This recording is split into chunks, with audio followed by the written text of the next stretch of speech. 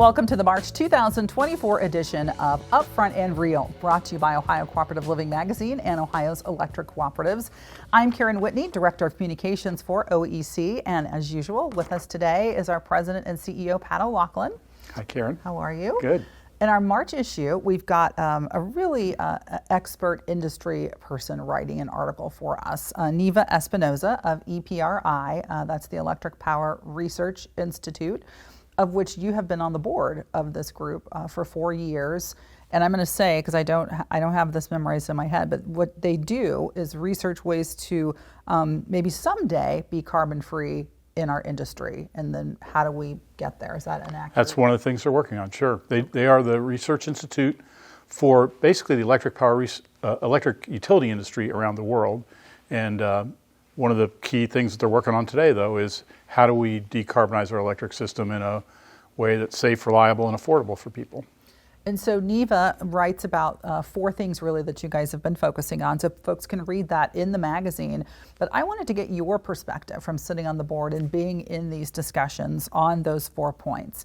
And the first one is addressing the shortcoming of wind and solar energy that we've often talked about in being able to meet our round-the-clock needs for electricity. How do we overcome that to ever get to carbon-free? Yeah, well, I think with wind and solar, what we have to do is just recognize that they do have limitations. They're based on what's available from the sun and the wind. And the things that we've looked to try to enhance that so that they can take over longer stretches of time, battery storage, or maybe even demand response where we reduce electric use, we have to realize are really short-term in nature. That's only going to take us through a couple of hours probably, whereas we have to deal with the fact that wind and solar sometimes are not available for days or even weeks. And so right now the technologies we have just aren't going to allow us to depend on wind and solar, which means we're going to continue to need fossil fuel electricity as part of the mix to be able to bring down carbon overall. Yeah, and that brings me to my next point in talking about that. The next point you guys have focused on is increasing electricity supply dramatically to enable reductions in fossil fuel use in transportation industry. We see that all the time, industry and even other domestic uses that are out there.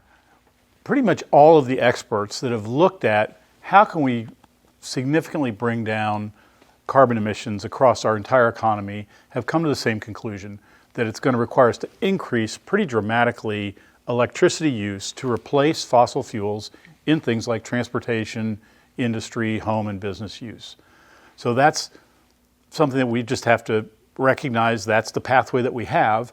So if we're going to follow that pathway, that makes it more important than ever that we have a reliable electric system, that we keep electricity rates affordable, and that we have an abundant supply. So we can't be decreasing our supply at the same time we're depending on electricity more. Right. Pretty simple, but pretty important. Polar opposites. Okay, good point. The third focus area was recognizing the time frame that's required to develop those new technologies, those promising technologies that can be proven from concept to commercial status. Yeah, and I think EPRI has done a pretty good job of documenting this. Everybody knows technology is moving faster than ever. We can invent new ideas and conceive new things quicker than ever. So the technology piece is moving quicker. However, infrastructure, being able to build out large-scale things that affect people is moving slower than ever. It's taking longer than it ever has to do that. And then the third piece of this is just commercialization, taking things from a concept or an idea or a new technology and turning it into a commercially viable product that people can depend on and use and afford.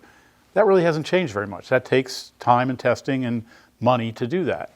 And so if you look at the whole cycle from when you get an idea to when you can have a large-scale deployment of a new technology, particularly in energy infrastructure, we really haven't changed that overall time frame much. Pieces of it have moved a little bit, but it's still decades to get from here to there where you can take a new idea and have a significant impact on our electric infrastructure. And that's just a reality that we have to accept as we think about how do we get from here to there, is we got to allow for enough time for things to not only be invented, but developed, commercialized, and then deployed at large scale. Fourth point was acknowledging the cost and obstacles involved to develop and deploy large-scale infrastructure changes that are going to be needed to support new and emerging technologies. We kind of hit on this. Yeah, so a couple things here. One is these new ideas may find ways to help us get more electricity with less carbon over time, but they don't cost less. I think what we've seen is all of them are costly. We do think over time the cost will come down, but today they all cost more. And we also have seen that the time frame that we just talked about to get these things from the idea stage to the market and then to have a large-scale impact takes time. And what all that means is that more than ever, we're going to have to rely on the fossil fuel resources we have today to bolster these new technologies, to be there day and night, week in and week out when they're needed, and that we're probably going to need more of them, not less of them. And that's, I think, one of the real difficulties that we're having. People are trying to dramatically bring down fossil fuel use for electricity at the same time that we're increasing electricity and we're trying to deploy these new technologies that still need help. And so we're just going to have to get more real about the time it's going to take, the cost that's involved, and how quickly we can go down that path. Okay. Well, Pat, I appreciate you having this real conversation with us, being upfront about it. We hope that you guys read the article and that you watch this too and continue to share this information. Thank you for watching this edition.